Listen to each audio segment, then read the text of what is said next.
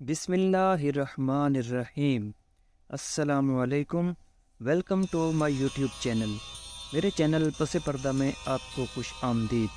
हाज़िर खिदमत हूँ एक नई कहानी के साथ। फेरी वाला कबाड़िया डायरी के सफ़हात पे खाने की अशिया रख कर दे रहा था। इत्तफाक था कि मैं वहाँ पास खड़ा था। अचानक मेरी नज़र उस सफ़े पे पड़ी। चंद अल्फाज पढ़ पाया था। मुलाहिज़ा फरमाएं। वो डरी सहमी सी मेरी ज़िंदगी में आई थी। कहती थी शौहर बहुत ज़ालिम होते हैं। पहली रात मैं उसकी ये बात सुनकर बहुत हंसा। वो मेरी तरफ देखकर हैरान हो रही थी। बोली, आप पागल हैं, इतना क्यों हंस रहे हैं? बात भी सच थी। मैं क्यों इतना हंस रहा था आप नहीं समझ पाएंगे। बाखुदा उसका अंदाज़े बयां इतना दिल फरेब था ना कि मुझे उस पे प्यार आ रहा था। कहने लगी, मेरी बात सुन लें। अब्बा जी के कहने पे मैंने आपसे ब्याह तो कर लिया है, लेकिन अगर आपने मुझे मारा या गाली दी तो मैं वापस अपने घर चली जाऊंगी, अब्बा जी के पास। उसकी आंखों में न जाने कौन सा कोई डर था जो उसे खाए जा रहा था। हमारी अरेंज मैरिज थी। मुझ पे एक राज खुला था कि उसकी बड़ी बहन को उसके शौहर ने इतना मारा था कि उसकी एक टांग टूट गई थी। अब वो नफ्सियाती मरीज़ा है। मुझे कहने लगी कि मुझे मारना नहीं, मुझे कुछ न कहना। जब आपने मुझे छोड़ना हो तो बस एक बार कह देना, मैं खुद ही चली जाऊंगी। हक मेहर भी माफ़ कर दूंगी, बस मुझे कुछ न कहना कभी। हाय उसकी बेबसी। वो मेरी बीवी थी। क्यों कर भला कोई अपनी हमसफ़र को दिमक ज़दा कर सकता है। मैं उसका हाथ पकड़ा, एक बोसा किया। मेरी गुलाब का फूल, भला क्यों मारूंगा आपको मैं, इधर आओ। उसका सर अपनी गोद में रखा, उसको प्यार से समझाने लगा, अब कुछ नहीं होगा, तुम परेशान ना हो। क्योंकि उसकी उम्र 18 और मेरी 20 थी। जल्द हमारी शादी हो गई थी। उसका लूडो खेलने का बहुत शौक़ था। शादी के कुछ दिन गुजरे, मुझे कहने लगी कि लूडो लेकर आए ना। मैं काम से थका हारा आता, मुझे खाना देती, फिर लूडो उठा कर ले आती। चलें एक गेम खेलते हैं। मैं उसकी तरफ देखता, थका होने के बावजूद उसको इनकार ना कर पाता। उसकी वो खुशी बयान नहीं कर सकता जब वो मुझसे जीत जाती थी। कभी वो जीत जाती, कभी मैं हार जाता। मतलब मैं जानबूझकर हार जाता था। वो रफ्ता रफ्ता मेरे करीब आने लगी। मुझे उसकी आदत होने लगी। आदत नहीं, मोहब्बत कहें तो अच्छा होगा। हमें एक दूसरे से मोहब्बत होने लगी। मैं हैरान था कि पहले वो भूख बर्दाश्त नहीं कर सकती थी, लेकिन अब मेरे घर आने तक वो खाना ही नहीं खाती।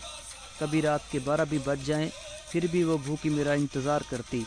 पहले मुझे खाना देती, फिर मेरे पास बैठकर मेरे कंधे पे सर रख लेती। बच्चों की तरह ज़िद्दी सी थी। मुझे कहती, अपने हाथ से खाना खिलाओ। मैं उसको अपने हाथ से खाना खिलाता, फिर मेरी गोद में सर रखती।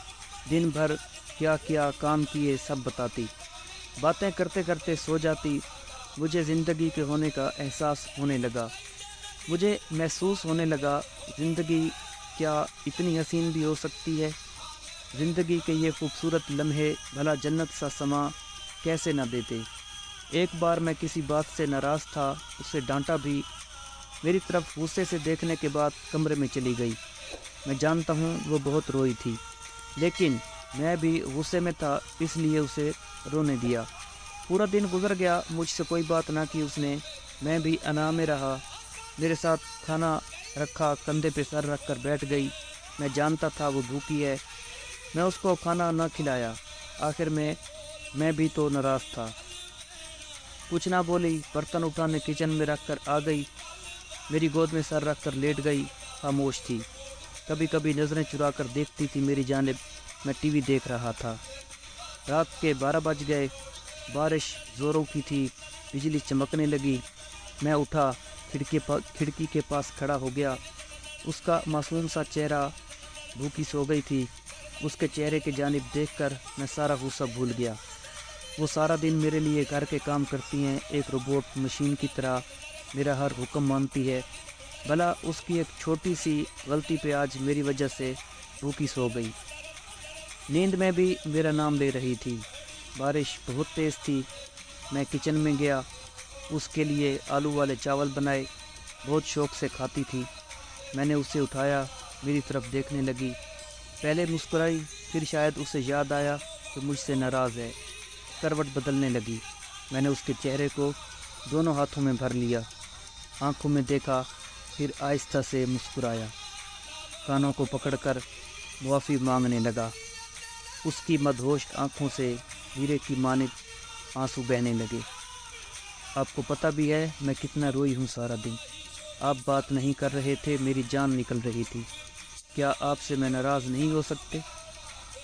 بس مجھے ڈانٹ کر خود کو ہیرو سمجھنے لگے۔ پتہ بھی ہے صبح سے کچھ نہیں کھایا میں نے۔ ہائے میں قربان اس کی محبت پہ۔ میرے ہاتھ کو زور سے پکڑے صلح کرتے ہوئے مجھ سے جھگڑ رہی تھی، شکوہ کر رہی تھی۔ میں کچن میں گیا، اس کے لیے آلو والا پلاؤ لے آیا، دیکھ کر مسکرانے لگی۔ کب بنائے؟ میں اپنے ہاتھ سے کھلاتے ہوئے بولا، پاگل، میں کوئی دشمن تھوڑی ہوں تمہارا، کچھ بھی کہہ دوں تو ناراض نہ ہوا کرو، سب کچھ تمہاری بھلائی کے لیے تو کرتا ہوں۔ تم میرے بنا نہیں رہ سکتی تو دل میرا بھی تمہارے بنا نہیں دھڑکتا۔ وہ سوری کرنے لگی، اس کی ہر ادا میری زندگی تھی۔ یہ ایک صفحہ جس پہ کسی نے اپنی زندگی کو محفوظ کیا تھا، لیکن میری سمجھ میں نہیں آ رہا تھا آخر یہ چاہت بھری داستاں کسی کباڑیے کے پاس بھلا پیدل چلتے ہوئے سوچ رہا تھا۔